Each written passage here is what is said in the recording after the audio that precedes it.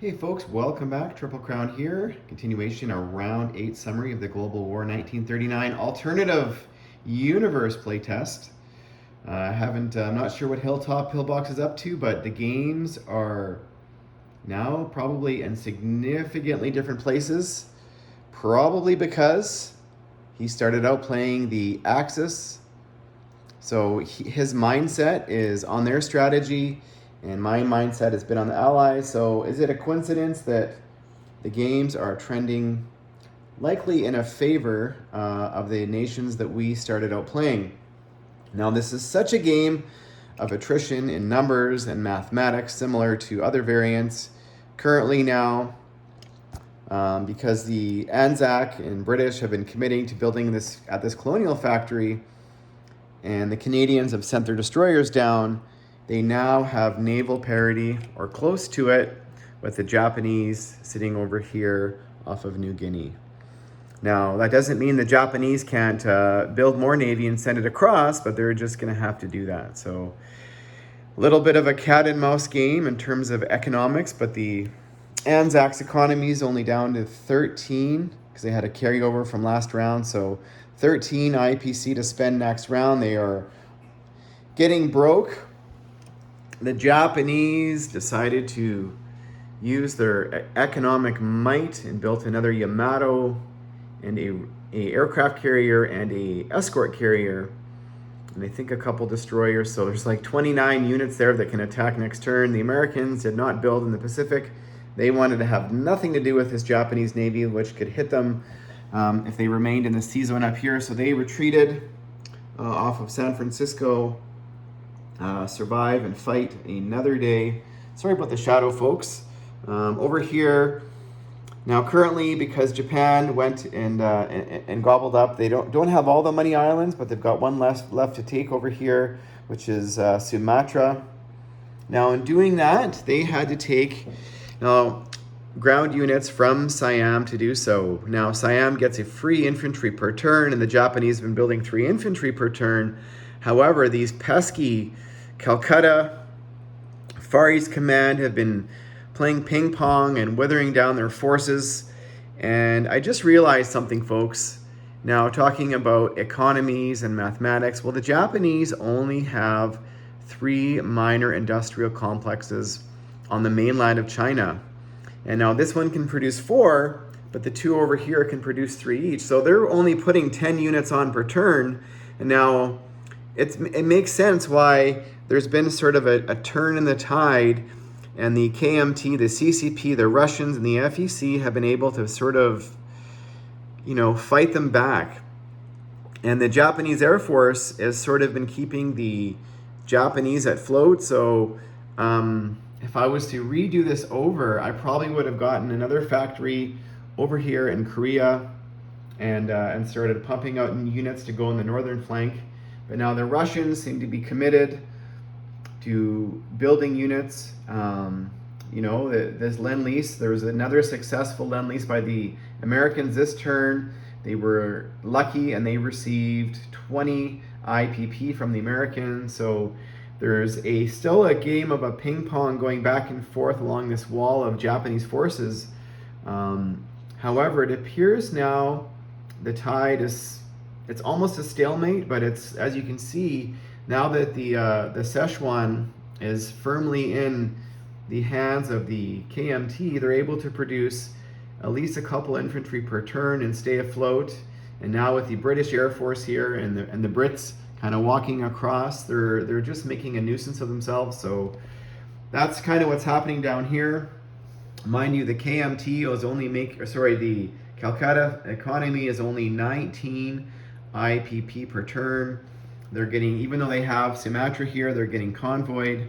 Well, the British, they've had enough of that. They built a destroyer down here and a little bit more of a navy to send down to try and deal with this pesky Japanese destroyers who have done their job. They have been raiding. I think it's now about 4 rounds now, or 3 or 4 rounds of convoy. So that's about 4 IPP per turn that is not going to the FEC. The Japanese also, I forgot about this convoy box. over here, which is not in range of the American fleet. So, so the Japanese discovered that. The British are losing the war of attrition over here in Turkey, so they're going to be able to hold on, you know, but they are drawing. Now currently, the Germans and the Russians, they have not actually, the Germans and the Italians are sending everybody south, at least their build at the major factory, and not sending much here to the Eastern Front battle. And I was talking to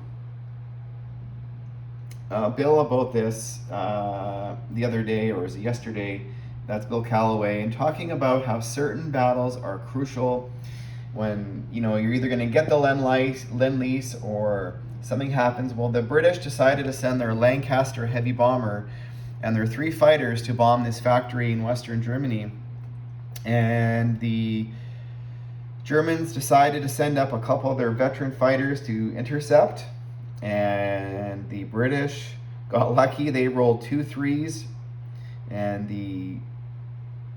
because these are Spitfires, and they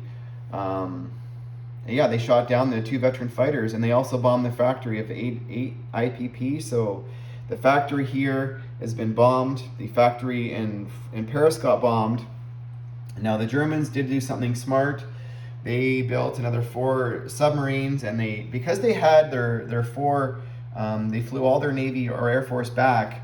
They could have probably taken out this fleet next turn, because the Allies did not build a follow-up. Always have a follow-up. I know this, I say it, and then I don't do it. So this cost the Allies. They had to retreat, get the heck out of Dodge, and build more Navy.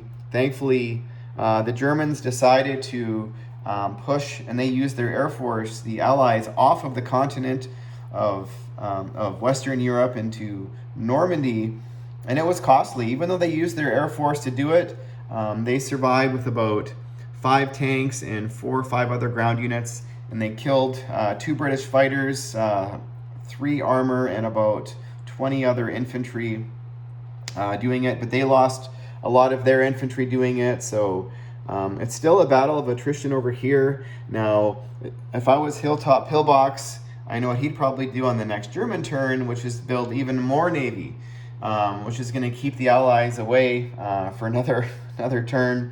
And so submarines are cheap; they're $5 a piece, and they're paired together. They attack at a 5. So, but currently over here in South Africa, the South Africans with this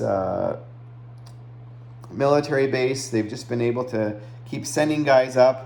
There's a military base over here in Turkey, which produced another guy, and a military base over here in Iran that produced, and so they're slowly walking up. Now there's 4 British now in Orley Kursk with the help of the defense of that territory with a fortification.